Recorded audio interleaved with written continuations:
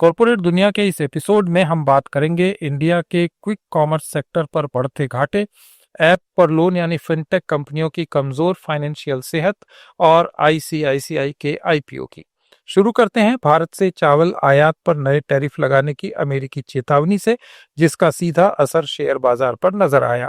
Donald Trump के बयान के बाद LT foods, GRM overseas, KRBL, Kaveri seeds company और एडब्ल्यूएल एग्री बिजनेस जैसी प्रमुख राइस एक्सपोर्ट कंपनियों के शेयर अचानक फिसल गए। एलटी फूड्स का शेयर सबसे ज्यादा दबाव में आया और करीब 8% टूट गया। अन्य कंपनियों के शेयर्स भी 2 से 6% तक नीचे चले गए। निवेशकों को आशंका है कि अगर अमेरिका वास्तव में चावल पर अतिरिक्त टैरिफ लागू करता है तो भारतीय निर्यात महंगा होगा और कंपनियों की इनकम पर सीधा असर पड़ेगा। भारत दुनिया के सबसे बड़े चावल एक्सपोर्टर्स में शामिल है। ऐसे में अमेरिकी नीति में बदलाव बाजार में अनिश्चितता को बढ़ा रहा है। ब्लिंकिट के सीईओ अल्पिंदर ढींडसा ने कहा है कि भारत के क्विक कॉमर्स सेक्टर का बुलबुला फूटने के करीब है। ब्लूमबर्ग को दिए एक इंटरव्यू में उन्होंने कहा कि कई कंपनियां लंबे समय से घाटे में चल रही हैं और उन्हें तय करना होगा कि वे कब तक भुगतान का जोखिम उठाएंगी। ढींडसा ने बताया कि तेजी से पूंजी जुटाकर विस्तार करने वाले व्यवसाय मॉडल अब अपनी सीमा पर पहुंच चुके हैं। इन्वेस्टमेंट का दबाव और घाटे की समस्या अब आसान नहीं है। उन्होंने कहा कि ब्लिंकिट अपनी रणनीति बदल रही है और केवल उन्हीं क्षेत्रों में विस्तार करेगी जहां कंपनी को वास्तविक विकास का अवसर दिखाई देता है। एनालिस्ट्स का कहना है कि आने वाले महीनों में क्विक कॉमर्स सेक्टर में कमी आएगी और कंपनियों को डिस्काउंटिंग की बजाय फायदे पर ध्यान देना होगा। हालांकि ये साफ है कि जल्दबाजी में विस्तार का दौर अब बदल रहा है और रियलिस्टिक इकोनॉमिक मॉडल पर ही ध्यान देने की जरूरत है। भारतीय रुपए की कीमत डॉलर के मुकाबले लगातार गिर रही है और नए रिकॉर्ड निचले स्तर पर पहुंच गई है। लेकिन इस गिरावट का मतलब हर किसी के लिए नुकसान नहीं है। कुछ उद्योग इससे फायदा भी उठा सकते हैं। सबसे ज्यादा फायदा उन कंपनियों को होगा जो अपने प्रोडक्ट या सर्विसेज का निर्यात करती हैं। इनमें आईटी कंपनीज, फार्मा कंपनीज और इंजीनियरिंग फर्म्स शामिल हैं।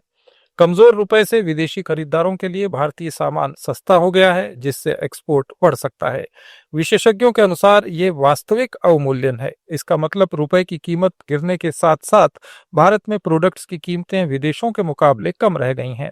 इससे निर्यातक न सिर्फ रुपया गिरने का फायदा उठाते हैं, बल्कि कीमतों की प्रतिस्पर्धा में भी उन्हें आगे रहने का मौका मिलता है। लेकिन ये बदलाव हर किसी के लिए अच्छा नहीं है। आम लोगों के लिए ये महंगा साबित हो सकता है। इंपोर्टेड सामान जैसे मोबाइल, इलेक्ट्रॉनिक्स, तेल और गैस महंगे हो जाएंगे। विदेश में पढ़ाई करने वाले छात्रों, इलाज कराने या यात्रा करने वालों का खर्च भी बढ़ सकता है। इंपोर्ट पर निर्भर कंपनियों को भी नुकसान होगा। इलेक्ट्रॉनिक्स, मशीनरी और पेट्रोलियम जैसी चीजों की लागत बढ़ सकती है। इससे महंगाई में बढ़ोतरी का खतरा रहता है। कुल मिलाकर रुपए की गिरावट में फायदे और नुकसान दोनों हैं। निर्यात करने वाले उद्योग और डॉलर में कमाने वाली कंपनियों को फायदा होगा, वहीं आम लोग और आयात पर निर्भर रहने वाली कंपनियों को सतर्क रहना होगा। आईसीआईसीआई प्रूडेंशियल एएमसी का बहुचर्चित आईपीओ 12 दिसंबर से निवेशकों के लिए खुलेगा। कंपनी ने प्राइस बैंड 2061 से 2165 रुपए प्रति शेयर तय किया है। ये पूरा इश्यू ऑफर फॉर सेल है, जिसमें प्रमोटर प्रूडेंशियल कॉर्पोरेशन होल्डिंग्स करीब 4.89 करोड़ शेयर बेच रहा है। इस ऑफर के तहत कंपनी को कोई नया पूंजी निवेश नहीं मिलेगा, लेकिन बाजार में इसकी लिस्टिंग वैल्यू बढ़ने की उम्मीद है। आईपीओ की बिड 12 से 16 दिसंबर तक चलेगी, जबकि एंकर इन्वेस्टर्स के लिए बुकिंग 11 दिसंबर को खुलेगी। यदि इशू पूरी तरह सब्सक्राइब होता है तो इसका कुल आकार करीब 10,600 करोड़ रुपए तक पहुंच सकता है। बाजार विश्लेषकों के अनुसार मजबूत ब्रांड वैल्यू और एसेट मैनेजमेंट बिजनेस की वृद्धि को देखते हुए इस इश्यू में निवेशकों की अच्छी रुचि सामने आएगी। भारत में डिजिटल लैंडिंग यानी ऑनलाइन और ऐप के जरिए लोन लेने की सुविधा तेजी से बढ़ रही है। फिनटेक और डिजिटल एनबीएफसी प्लेटफॉर्म्स ने युवाओं और छोटे शहरों के लोगों तक कर्ज पहुंचाना आसान बना दिया है।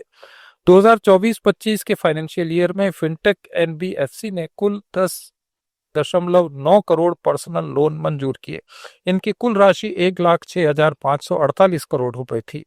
2025-26 के पहले 6 महीने में ही डिजिटल लोन देने वाली कंपनियों ने 6 करोड़ 40 लाख लोन और 97,381 करोड़ रुपए मंजूर किए। इसका औसत आकार 15,177 रुपए है। एक्सपर्ट्स कहते हैं कि डिजिटल लैंडिंग पारंपरिक बैंकों की लंबी प्रक्रियाओं और कागजी काम को कम करती है। ये सरल और ट्रांसपेरेंट है। लोन की ब्याज दर और शुल्क ऐप पर साफ नजर आते हैं, लेकिन इसके कुछ खतरे भी हैं। 2025 तक फिनटेक कर्ज की कुल बकाया राशि करीब 73,311 करोड़ रुपए हो चुकी थी। शुरुआती समय में ग्रोथ 66 से 73% थी, लेकिन अब इस वित्त वर्ष में 11% वैल्यू और 22% वॉल्यूम घट गया है। देरी से भुगतान और ज्यादा लोन लेने का खतरा भी बढ़ा है। विशेषज्ञों का कहना है कि डिजिटल लैंडिंग तभी सुरक्षित और टिकाऊ होगी जब इसको इस्तेमाल करने वाले जिम्मेदारी की भावना से समय पर कर्जा चुकाएं। सही रेगुलेशन और ट्रांसपेरेंसी के साथ ये व्यवस्था भारत में फाइनेंशियल इंक्लूजन बढ़ाने का मजबूत माध्यम बन सकती है। डिजिटल लैंडिंग ने कर्ज लेना पहले की तुलना में आसान और तेज बना दिया है, लेकिन सतर्कता और जागरूकता काफी जरूरी है। भारत में बागान मजदूरों के अधिकारों को मजबूत करने के लिए नई श्रम संहिताएं लागू कर दी गई हैं। इससे पहले बागानों में काम करने वाले श्रमिकों को मिलने वाली सुरक्षा और सुविधाएं सीमित और अपर्याप्त थीं। अब वेतन संहिता 2019, व्यावसायिक सुरक्षा और स्वास्थ्य संहिता 2020 और सामाजिक सुरक्षा संहिता 2020 के माध्यम से ये व्यवस्था पूरी तरह बदल दी गई है। अब इसमें इन बागानों को भी शामिल किया गया है जिनमें 10 या उससे ज्यादा श्रमिक काम करते हैं या जिनका क्षेत्र 5 हेक्टेयर या इससे ज्यादा है।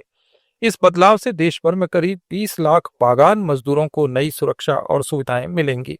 इन नियमों के मुताबिक बागान श्रमिकों को बेहतर घर मिलेंगे, जिसमें स्वच्छ पानी और रसोई, टॉयलेट जैसी सुविधाएं शामिल हैं। इसके अलावा स्वास्थ्य की देखभाल, सुरक्षित वर्किंग कंडीशन, काम के नियमित घंटे, छुट्टियां और ओवरटाइम का भुगतान भी सुनिश्चित किया गया है। अगर बागान में 50 या इससे ज्यादा महिलाएं काम करती हैं, तो वहां क्रैच और कैंटीन जैसी सुविधाएं भी देनी होंगी।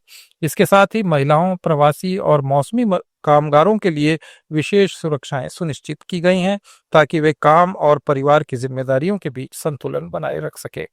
कुल मिलाकर नई श्रम संहिताएं बागान मजदूरों के काम करने के माहौल को पहले की असुरक्षित और अस्थिर स्थिति की तुलना में ज्यादा सुरक्षित और सम्मानजनक बनाएंगी। सीबीआई ने जय, अनमोल, अनिल अंबानी और रिलायंस होम फाइनेंस लिमिटेड के खिलाफ 228 करोड़ रुपए की बैंकिंग धोखाधड़ी का मुकदमा दर्ज किया है।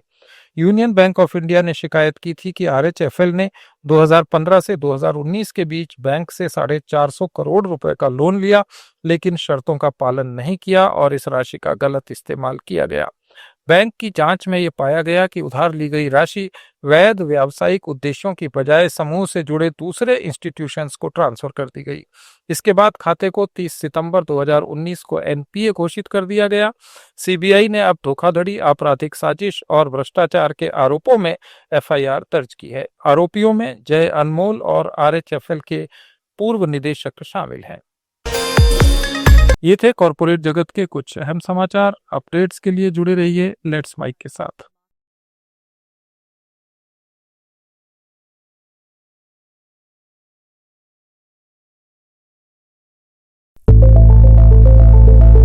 It's time for news.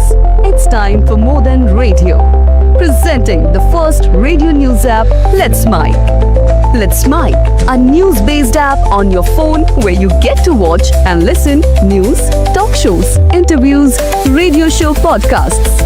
On Let's Mic, you get all relevant information of TV, print, radio, podcast, and digital. Let's Mic talks about every segment of life.